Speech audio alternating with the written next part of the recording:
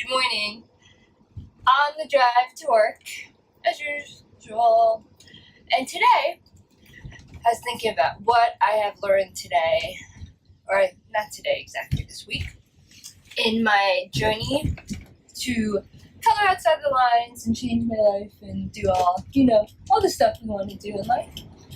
So, my biggest takeaway this week, which is I want to share with you, is twofold.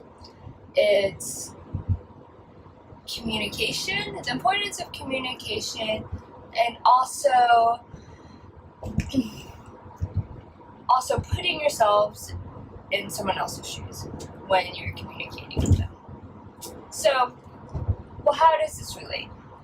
This relates in several ways when you're trying to start something on your own, or especially with a partner, or trying to hire people, for instance.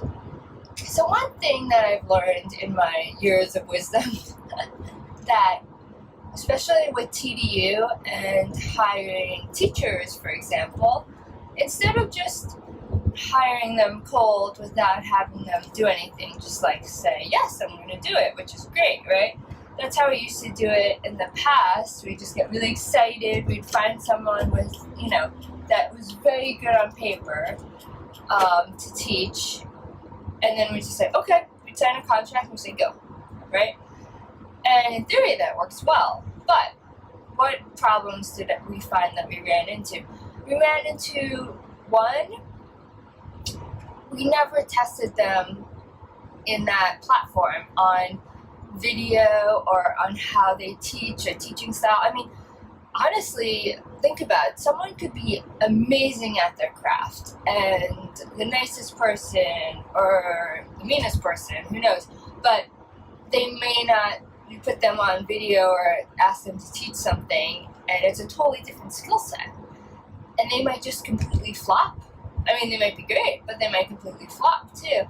And those are things that we didn't test. And then also, this is the most important, apart from just like if they have the skill set or the natural talent to, become, to teach, but also, do they have the follow through? I mean, I hate to say it, people are flaky. Are you flaky? I mean, I'll admit it, I'm flaky sometimes, especially in this day and age when you have like text messages and cell phones.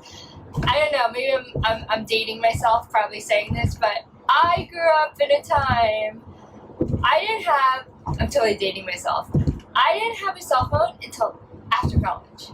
Does that blow your mind?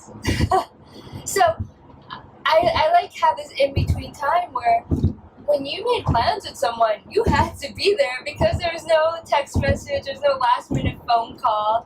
It's like, no, you had to be there. So, anyway, not the case these days.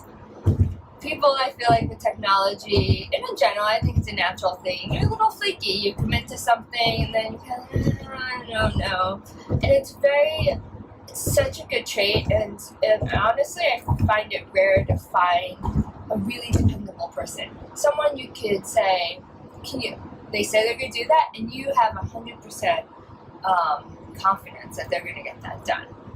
I mean, everyone should be like that. I strive to be like that.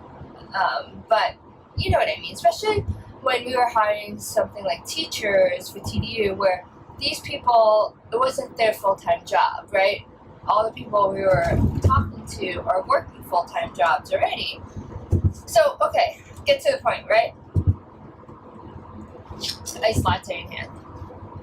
We would give them, the new thing is, and you can apply this to whatever you think you might be doing, is you give them a test. And I've heard of other places doing this according to their skill set. So for ours, we say, okay, you're interested in teaching? We're interested in you. Can you do a test for us? And we say, just go on video and it could be a 2-minute video or a 3-minute, it doesn't have to, it's nothing professional, we're never going to publish it. But we just want you to hear your speaking voice, hear your recorded voice, and see how you run through, like, how to create a light. Something very, simple. And what does this do? One, it gives them a task, an actionable task that they have to do. And I kid you not, that's how we weed out like 50% of the people. They just won't do it. Like, they're like, oh, okay, I didn't get to it this week. I've been really busy. Well, I understand that we're all very busy, but that is the biggest red flag, guys. If someone can't get the simple task done, it means they're never going to get the job that you have assigned to them. Drop it now, save both your times, and just move on. And leave amicably. Don't, like, there's no bad feelings, just it didn't work out. And that's really, honestly, for me, that's the main point of the test. I mean, and then once we get the test, if it reaches that level, then we can analyze the speaking, like the presence, does the person have personality? That's a huge thing for me when I look at these videos, because, like, how can you market, or how does someone, if you we're all human. If you went on a tutorial or a lesson and you just heard this person that was like very static or monotone, put you to sleep. I don't care if they're like telling you the best information in the world.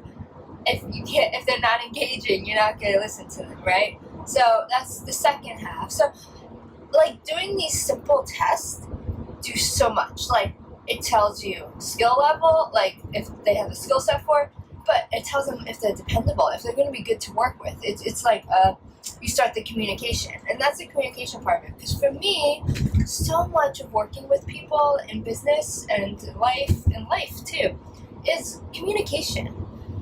How frustrating is it if treat it like you would yourself, right?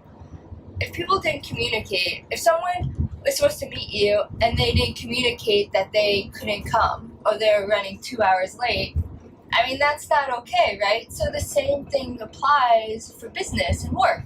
If, you're supposed to do a task and then you can't accomplish it, but you don't communicate that, it's just going to lead to frustration. So that's why I love this idea of communication, testing the communication out beforehand. And then the part about putting yourself in someone else's shoes is a different part where I'll be quick because I'm past my 6-minute mark, whatever mark I'm supposed to stop talking. But this is kind of another thing.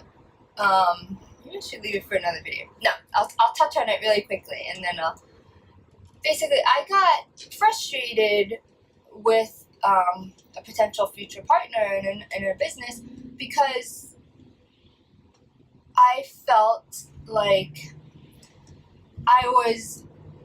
we have different styles, essentially. Like, we have the same goal, but we have different styles of getting there. Like, my way of getting there is just go, go, go. I don't know if you can tell. And it doesn't have to be perfect. And my idea is I want to get it out there. I want to test it. I know it's not going to be perfect, but it's just like, I just want to start. Because my biggest thing is starting. It's really hard to start something. But once you start something, you get momentum, right? So that's my thing. So we had this plan to start something. And what happened is she pulled the plug at the last minute because it wasn't perfect. And her style is more like, it has to be perfect. And that's great. I mean, I'm a perfectionist in other ways too, but I've kind of learned to let go of that because honestly, it's like one of those things in my mind, like the way I see it is like, if you're a perfectionist, you're never going to get stuff done. You are holding yourself back. And nothing's ever going to be perfect. So I don't know. This is me from my perspective, but then basically I was getting frustrated, and part of me was like, I'm pulling, like, I'm done. And then I had this discussion with my career coach, and she's like, you know what? You gotta step back, put yourself in her shoes, and think of it the way she does. We both have the same goal, and she just, her way of getting there is different, And my way is very different too. And I honestly know I like scare away people with the intensity I bring sometimes and the speed, because I'll like be go go go, and they'll be like, whoa, that's too much. It's too much. I can't keep up. And I have to understand that not everyone does it the same way I do. And so now I step back and I'm like, okay, let's have a discussion, and what I'm going to do is I'm going to meet with her, and I'm going to communicate our different styles and see how we can meet in the middle and use our two different styles to kind of reach our goals. Instead of my initial reaction was like, I'm done, we're cutting it. But I stepped back and I was like, okay. So my thing that I learned that I want to pass on to you is, I don't know, if you find yourself in a situation like this where you're frustrated because you feel like the other person is not doing what you want them to do, or doing things differently, not what you're used to, instead of just cutting it cold and just getting really frustrated with the person, first put yourself in their shoes and be like, how might they be looking at it? Because, they don't even know that they're frustrating you, probably, to be honest with you. It's all in your head, right?